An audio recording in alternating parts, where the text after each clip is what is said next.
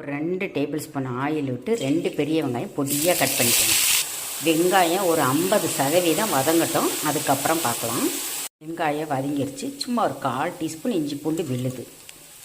ஒரு செகண்ட் கிளறி விட்டு பெரிய தக்காளியாக ஒரு தக்காளி, சின்னதாக இருந்தால் 2.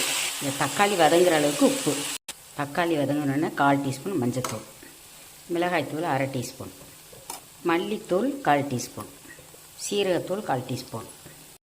எல்லாம் ஒரு செகண்டு வதக்கி விடுங்க. இந்த மசாலா வடை போகிறதுக்கு சும்மா கொஞ்சமாக ஒரு 2 டேபிள் ஸ்பூன் அளவு தண்ணி ஊற்றுங்க. 1 நிமிஷம் கொதித்ததுக்கப்புறம் உங்களுக்கு எத்தனை முட்டை வேணுமோ அத்தனை முட்டையை உடச்சி ஊற்றிடுங்க. இந்த முட்டைக்கு தேவையான அளவு உப்பு, 1/4 டீஸ்பூன் கரம் மசாலாத்தூள். 1 நிமிஷம் மூடி வச்சுட்டு அதுக்கப்புறம் கிளறுங்க.